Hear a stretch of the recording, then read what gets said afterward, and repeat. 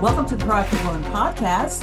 I'm your co-host, Fran Marie, and you can schedule your 20-minute complimentary consultation at JP Financial Group by just going to jpfinancialgroupllc.com. We're here with our host. We also have a special guest. It's Joyce Palmer, the CEO and managing partner of JP Financial Group. You can call 704-543-6269 or just head to the website, jpfinancialgroupllc.com. Hello, Joyce. Hello, Miss Francine. How are you? I am good. We're so giggly today. We got a I guest, y'all. know we do. We have a guest that makes you want to giggle. Yes, honey. That's the hint. Our guest today is more than a radio personality. Janine Davis is a mentor, author, speaker, founder, and one of Charlotte's most recognizable media voices. Over 30 years, y'all, informing, inspiring, and uplifting community through leadership, through radio organizations designed to empower women and girls. Please welcome the dynamic JD, the diva, Janine Davis. Yay! And I'm here, honey, and I am here. Oh my gosh. Hey, how y'all doing? Thank you so much for Hey, having me. Janine. Yeah, Hi. We need to have a full-blown shot because those of you who know Janine and love Janine knows that she's usually dancing. Girl, don't do it to me. I love it. I love it. I I'm have on a my dance dancing shoes today. enthusiastic, so I love it. I love it. Thank you. I appreciate that. Not that I can dance though, Oh, but come on now. I We got to can get you on the move. show. Yeah, yeah. We got to get you on the show at least one time. So you can do a two-step or wobble with it. Ah, And okay. then now they have the giddy up line dance. Oh no. That's oh Only it. one? no. Oh no. Oh yeah, they got country girl, giddy up, wobble, the flex. It's so many Okay. of them. We'll have a Wow. class. World class. Well, midday host goes on at 10 a.m. in the morning, and you end up about 3 o'clock, 3 o'clock. Yes, ma'am. So, but that lunchtime, that noon mix, everybody in town, because your DJ is the best DJ. It didn't come from you. I can say it. He is the best DJ ever in the city and the country. He'll Put get the you out of money your on it. seat. Yeah. DJ Q1, yes. You're right. We do this midday mixtape during my show on Monday through Friday, but live on Facebook, Monday, Wednesday, and Friday is when we do all the dancing. And I talk That's to my right. audience, and they're called the Honey Hivers. Mm. So yeah, it's something that keeps me energized. And when I had a trainer, he was like, Janine, you're burning about 250 calories easily because I'm dancing the whole time. So Yeah. it's like a good 40 minutes. And even when the commercials come on, I'm still doing something, Because how moving, can you stopping. stop? Exactly. Well, they say if you don't use it, you're going to lose it. Is that what they say? Mm. Mm. Well, I'm not trying to lose Yeah. mine if I can help it. We got to keep moving no matter Gotta, what. we got to keep moving. Okay. Absolutely. Creator of Raising Mama Caregivers Conference. This is a organization made in heaven because Joyce loves these. She loves these I do. caregiving stories. Oh I my do. I gosh. do. So a large amount of our listeners, my Hmm. clients, my friends, um, are caregivers Mm. or they're being cared for Yes, or they're going to be future caregivers. Because absolutely. what we know and learn about long-term care, and that's why I'm so seriously focused on it, is that it's not if a long-term care event's going to occur, it's when. And the Absolutely. question is not, when, but it's how it's going to feel and look for you, That's right. who's going to take care of you, Hmm. um, who's going to fund your long-term care because it is cost involved, Yes. and what's going to be your plan, what's going to be your game plan. So I love that. anytime we can get someone on that can share real life stories, real life situations about what it feels like to be a caregiver in real life, Yeah. right? Hmm. It helps. It helps because the more you Absolutely. can plug into and listen to other people's story and understand how they're handling circumstances, Yes, it's just going to empower you and help you more. So that's why absolutely. I love what Raising Mama's Caregivers is all about. And I can't Thank wait to you. attend a conference. Oh my gosh. And yes, November 7th. Go ahead and November mark it on your 7th. calendar. It's going to be at Friendship Missionary Baptist Church. They have come on as a signature partner. So thank you so much, Friendship, because they Yeah. get it too. They understand. They're like a lot of folks in our congregation are dealing with this right now. They're either being cared for, or like you said, they're caregivers themselves. But I Mm-hmm. never thought of myself ever being in this role. Mm-hmm. Because when you're in your 20s and 30s, you're not thinking about getting old. And I Right. remember when I sat down with my financial planner, yes, Joyce, I Mm-hmm. did have one or Mm-hmm. have one.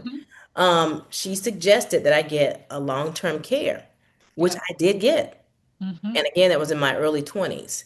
So Wow. after Wow. 5 years, I said, yeah, I don't need this. Mm-hmm. And I dropped it.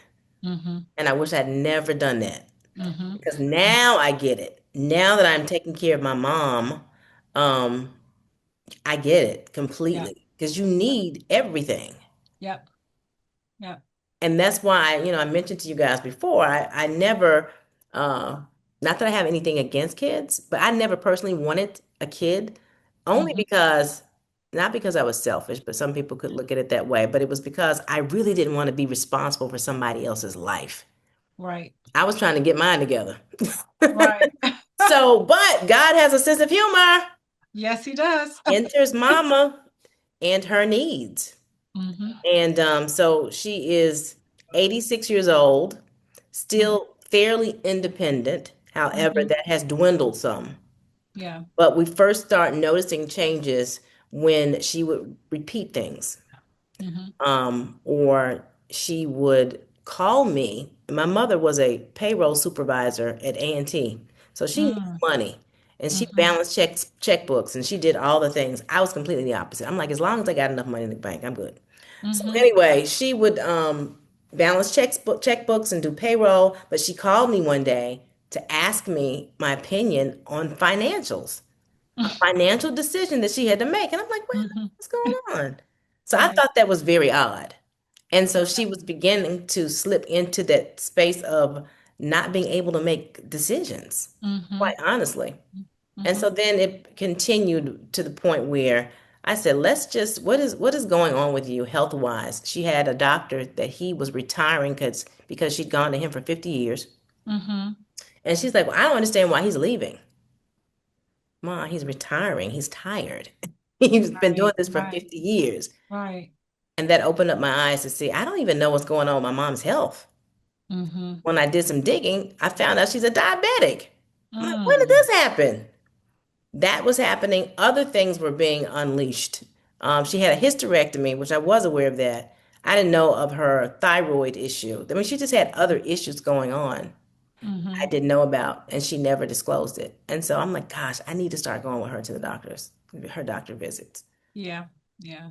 And then finding her a new doctor and found him, but I was like, I think he needs some help. He's as old as he didn't remember to come back to the room to tell us that we were done. I'm like, he can't care for her. I need a new doctor. Yeah. He Yeah. needs some help himself. Anyway, I feel like I'm going on and on and on. I didn't know if you wanted me to talk about this right No, now, no, like I said, your story, it resonates because so many other people are going through it. but And one of the best things I think that happens when you hear the story and you hear the progression, you hear the first sign, the second sign, you hear what you do next, is that it helps prepare the future caregivers. yes, absolutely. Because I one believe of that. the most disturbing parts, especially when you're dealing with the memory loss and the dementia and Alzheimer's, is that the person may look kind of normal, like they're okay. They're not, it's not like if they had a stroke or a heart attack and they're Right. physically looking sick. Uh, Hmm. they look fine. So you're not quite sure if, are they just kind of playing with me, this, or Yeah. and or they're fine. They look fine, but Hmm. the reality of it is it's a gradual process sometimes Very that slow. you have to be paying attention to Yes. signals, and that's where um if you've never been down that road before, you don't know Yes. what signals to really listen for or to look for. Yeah. So, It's yeah. going to be one of those things like with me, hindsight, of course, is always 2020, but it's one of those things that make you go, pay attention to that. Like I said, when my mom started asking me about financials. And I'm like, Mm-hmm. you are the financial pro. Mm-hmm. Why would she be asking me about this? Right. And Right. so you ignore it first, and then something else will happen. And so Mm-hmm. I say, when you first get that first twinge, to act on it. And what does that act look like? Get involved with her health. Yeah. Go to her doctor's appointments with her. Now, my mom, like most, are very independent, and Mm-hmm. she couldn't understand why I needed to go to the doctor with her. Right. She's like, I don't know why you need to go with me. They're going to resist because they're hanging Mm-hmm. on to their Right. independence. And I Right. think they know intuitively that they're losing it. And Yeah. they fight to hang on to it. I Yeah. think like any person would who's been independent their entire lives. Yeah. So with my mom, even to today, it's still the same. She's 86. She wants to know where's her car. Mom, you haven't had that car in 5 years. Mm-hmm. So Mm-hmm. now I say it's at my brother's house, so Mm-hmm. she won't get Yeah. upset. But Right. just, going through that stage of realizing she could no longer drive every day when she was coming home, she'd have a Mm-hmm. different dent in the car. I'm like, Mm. Mom, where did this come from? She said, I was at Food Line. Somebody hit me. Okay. Or, Mm-hmm. I was in the store for a second and it was just like this when I came out. I don't understand. Mm-hmm. Who would- Never her Yeah. fault though.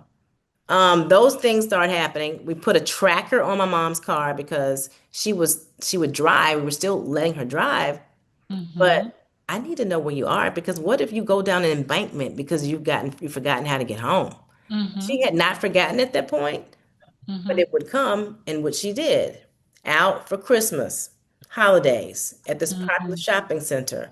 She was taking a little longer than normal, and we're starting to panic. She Mm-hmm. finally gets home.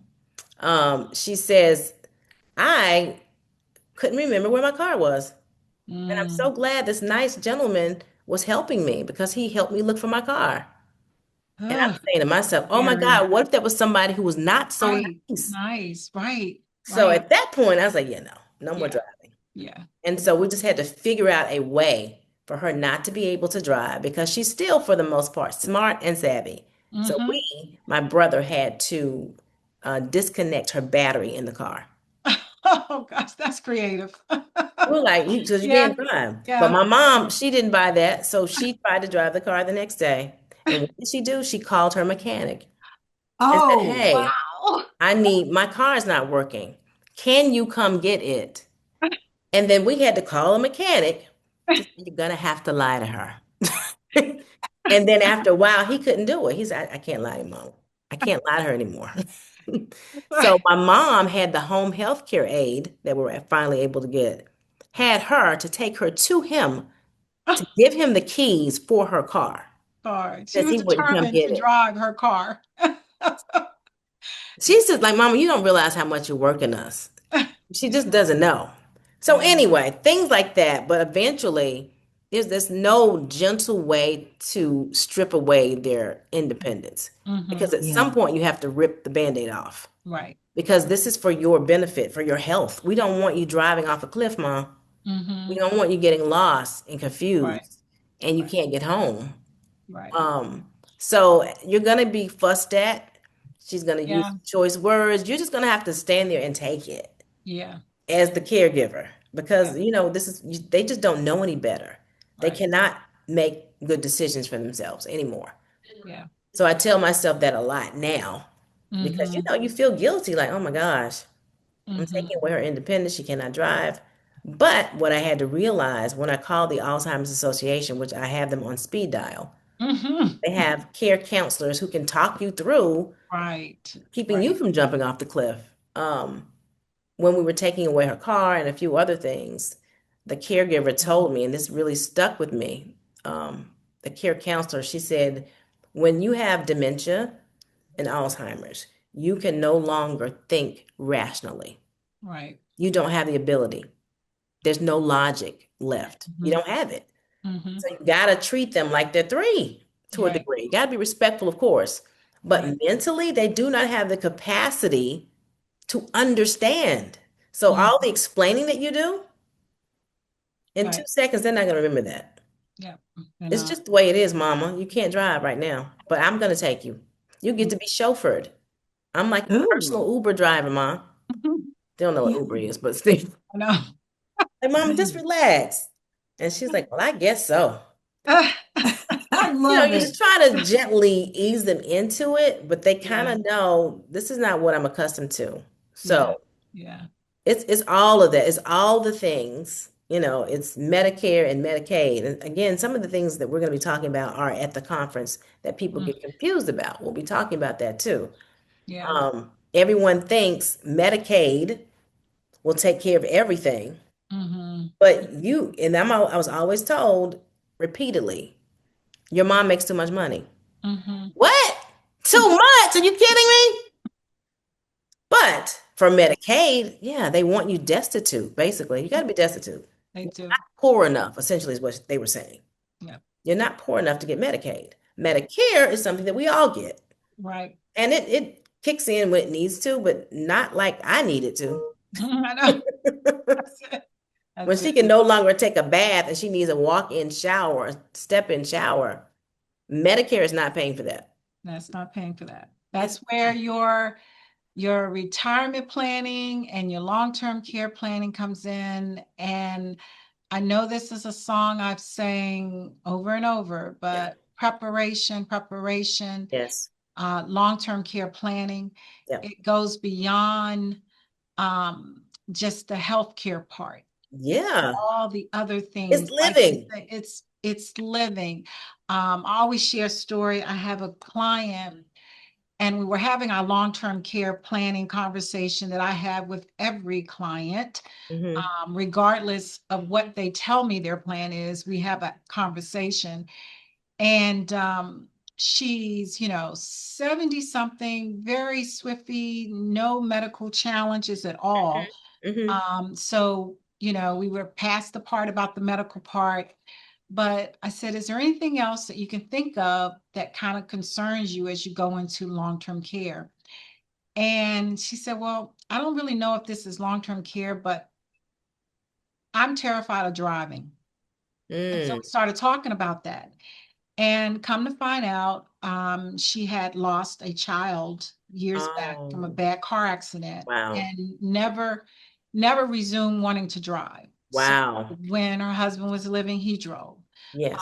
When the kids were still at home and older, the other kids, they drove. But Hmm. now she's in her late 70s, very active, wants to go out and do stuff with her friends Hmm. and have community activities, but Yeah. driving literally stressed her to anxiety. Wow. So we talked about what if you hired a driver? Okay. We thought Miss Daisy. Yes. And so we built in the plan, Mm. just like an Uber, but this is a personal driver. Hmm. Picks her up, takes her where she wants to go. She has the financial resources, is built in her plan. She Hmm. pays them well. And he's eye candy, so that helps too. She says, oh, Oh. so cutie. But problem solved. Yeah. That's long-term care planning That is long in a term. different format, right? So now she still continues to go out, enjoy Love her that. friends, shopping, movies, doing everything she wants to do, and avoids that stress of having to drive Yeah. herself. But financially, that was built into her plan. I So love that. that's long-term care planning at a different Yes. level. And that's where I think that we have to look outside of the traditional Right. way we looked at long-term care as this, you know, older person sitting in a nursing home looking out the window sad because no one's coming to visit them. That's right. Long-term care has all kinds of different formats now. That's right. It's I like love your that. mom, it's like that client I described. I have a client in his mid 40s who had a brain aneurysm that Wow. needs long-term care. Yes. That's a different look. So long-term Yes. care planning is totally different now, and you Yeah. cannot start too soon. That's good that you said that. That's very relieved. I'm relieved when you said that because Yep. at my age now, I'll be 60 this year, by the way. I What? am thinking, I know. It's crazy. I know. But I'm thinking, gosh, I waited too late. It's too late for me to try to do something. What could I possibly get? What is it going to mean? But you explained Mhm. it very well in Yep. that it's long-term care planning Yep. how your life is going to continue Hmm. after retirement. Right. You Right. want to still be able to live, and we are living longer, right? Yep. We sure are. So, Yep. yeah, Yep. look, we definitely need to talk after this. We're living Need long long-term and care look, back in my we're life. looking fabulous because there's no way in the world you anywhere close to getting ready to be 60. Oh, wow, I know. Thank you so much. It's the water and the wine. Ah, WW. That's that's right. it. That's it. Hmm. If But folks are just no. now tuning in, you are tuned into the Proactive Woman podcast. We have a special guest today. It's Janine Davis. Yes, it's JG the Diva. Okay, say the thing. Say the thing. Yes, Yes, honey. honey. Okay, you do it. Yes, honey. She's You so. can go to her website and just check her out because there's so much coming up. As in November, we're having that wonderful conference, the Hmm. Raising mama. Raising Mama Caregivers Conference. It Mhm. is JanineDavis.com, and we're going to spell that JANINEA. Okay. You can also go to JPFinancialGroupLLC.com and get your complimentary consultation with Joyce because as we's all, that's not good English, as we all are learning, you got to start early. Gotta And start. Yeah. speaking of early, Janine, in your radio, media, TV producer roles, Mhm. how early have you ever gotten up to get to work?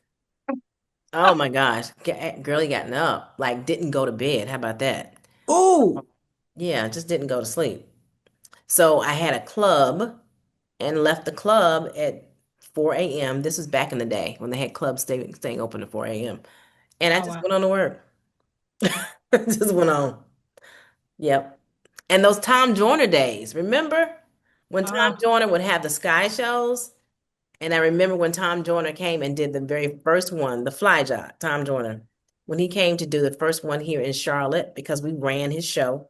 He told me when I picked him up from the airport, he said, "Oh yeah, you won't get home until 7." Mm. I said, "You are crazy. I am not. I don't do that." Duh, duh, duh, duh. I was defiant. Oh, sir, no. Not here. Not over here. Oh. 7:30. This is Ah, home. 7:30 a.m. This is on a Saturday night going into Sunday. wow. Yeah, I know. I said the same thing. And he went on to the airport. And the one thing he yeah. told me, he said, "Janine, you gotta pace yourself. You can't be high, high, high, high, high all the time. You be high, high, hype, hype, hype, and go somewhere and rest for like 20, 30 minutes. Nobody has to know what you're doing. Just go away for a while Mhm. and then come back rejuvenated." Well, I would like to know because I'm fascinated with the broadcasting and the radio personality Hmm. and I listen to the radio because I love music and that's why I love to see you dancing. But when did you know, or when did you kind of learn that this was going to be your niche, that you had a natural for it? Because when I see you and I listen to you, it's not like Hmm. I, I feel like you just kind of walked into it and it's a natural. It just flows out. It's God. God did it. Mm. I was very shy growing up. Oh, I away. was I know. I was like frighteningly shy. Frighteningly shy. And to the point where I dropped out of kindergarten because I literally cried every day. Oh And I no. didn't want to go. I didn't like being around those people, other kids that I thought were nasty. And I'm a kid, but I'm like, I can't be with these. Like at that early age, I was already Naughty having nose kids. they're beneath me.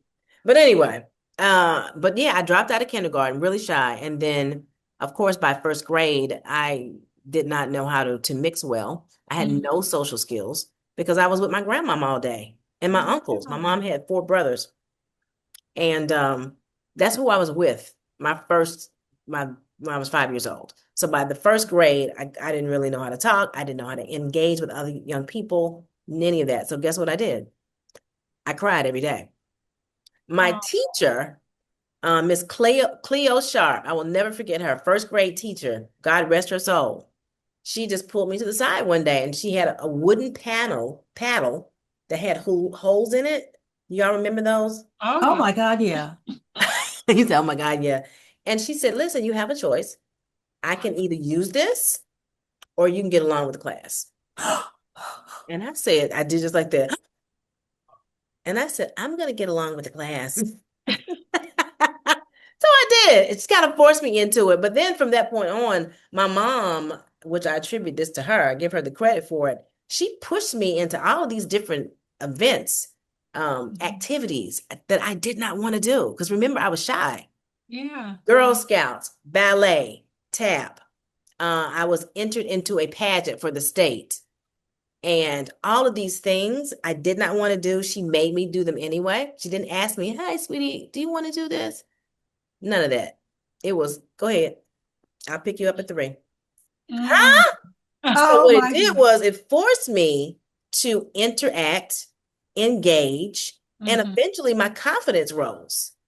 She built up Okay. that confidence, helped to build it up in me. Mhm. And then I started talking to people. And then I was engaging. I got into drama. I liked drama a lot. I was into competitions. So I got used to being around people and I liked what I got from people when I was on stage. Mhm. Excitement. And Yeah. so when it was time for me to go off to college, which again was not a choice, it was okay, which school you want to go to? So I knew I wanted to go to A&T. I thought that I wanted to be a professional actress because I did so well in the theater realm. Mhm. But a lot of my friends who had moved on ahead of me, they were sleeping in their cars. And I said, I can't do that. I know. I'm like, I don't want it that bad. So my high school counselor, shout out to all the counselors out there. She said to me, Janine, there's a new major that's getting a lot of traction. It's called mass communications. Mm. And North Carolina A&T has a new program. They just hired a TV anchor to run the department Wow. or run the class. And she said, you may want to consider that. Mass communications meant everything. It was sports reporting, it was journalism in general, it was media marketing, it was media law, it was production, it was radio, it was TV, it was newspapers, print, it was all those things. And so Mhm. when I went to A&T and majored in mass communications with a focus in broadcast journalism, they had a radio station. And I said, let me just go to the radio station. So I went, I wanted to be on the radio. I said, let me just see how this is. And the program director there said, no, ma'am. She said, you sound like Minnie Mouse. Go back to your room and practice. And I was like, what? Now I could have been defeated, but I looked at it as a challenge. So when I Mm. went back to my dorm room, I read everything out loud. Everything. My girlfriend, my roommate was like, if you read one more sign, one more billboard, I can't. So I would turn it to the public access channel that had the menu scrolling constantly for the day. Mashed potatoes, eggs, bacon, green beans. I would literally go, I love it. go down the list and just say it out loud. And so that's the key. You have to hear yourself, and it would get on her nerves. She's like, I don't care about cornbread. I don't care about fatback. I don't. So anyway, so I did that for like a couple of months, went back to the radio station, and I'm speeding this whole process up, but and she let me read something and she's like, oh my God, you sound great. And so she gave me my first show. It was And a that's public affairs show called Consumer Corner. yeah. Was So it in anyway, so Concord? yes, I think it was God because I wanted to. I did TV after that because everybody wants to be a host and wants to do Mhm. entertainment news, but you don't start out that way. Mm. Went to a TV station, interned there, hated it. I hated that I had to listen to scanners. Police scanners were in the newsroom. And so whenever something went down, you would be the first to know and you would have to send the reporters out. You'd have to give them the Mm. directions. You have to look at a map. It was hated. It was too much stuff. And then I did print. I wrote obituaries for the Oh. Greensboro News and Record. Hated that too. And it was too slow in there. It was too quiet. It was all old people. I was like, I know I don't want to do this. And then my girlfriend, who's a good friend, she got hired by 102 Jams, which was a new format, Churban, and she didn't want it. She said, I don't want this job. So she said she told the program director about me. And he interviewed me because I had a resume and that was it. I didn't have an air check. I didn't have anything with my voice on it, nothing. So I interviewed with him, and he was like, I said, I don't have an air check. And that's basically you know what that is, Joyce? What an air check is? It's like your Yeah. tape, your on voice, Oh, your voice yeah, on yeah. tape. Okay. Right, right, right. Hmm. And so, and Francine, I know you know what it is. So, I didn't even have that. He said, just go next door and read this. So he gave me a script. I read it. I brought it back. He's like, you're hired. I was like, what? That simple. God, though. God Yeah, was guiding that ship and guiding me to the place where I felt at home. And it just yeah. has stuck with me. I did mornings, my very first job. I was 21 years old in Greensboro. And so I've just never looked back. See, we could talk all day, but No, I'm sorry. Right. I am I talking all love day. it. I'm I so love it. I sorry. love it. No, no, no. I love it. It's just um that's why I'm so glad that we got you on here because I don't know how many people can say they actually walked into their calling. Mm, That was a calling, yeah, right? I agree. Like that. And Uh, I knew that I knew it was a calling. I just had to ask, like I said, did you just wake up and know that that's what you're going to do? hmm. And I think because we could talk all day, I definitely want you to come back because I want to hear about girl talk. Of course. And I think that should be a special episode for our young ladies because I think you have a powerful message for them, and I, I want I want to be able to make sure they hear that because I know Oh, you do that's sweet. Yes. because Yep. that what you just shared is something that I think young people need to understand is how those different things influence you to go Yes. from totally getting kicked out of kindergarten Right. Who to does that? Who to does that? to the movies. I know, right? I just said yes to God. Yeah, And yeah, that's pretty much what it is. It's just like, I never thought, who would have imagined that I would go from the shy 5 year old to being a radio personality? yeah. Who does that? Who So, does that? well, thank you for allowing me to have this platform to be able to share my story for sure. Okay, so I didn't hear the typewriter story, but maybe later. Girl, Janine had to do news on a typewriter, when I moved y'all. to Charlotte from Raleigh, Yeah.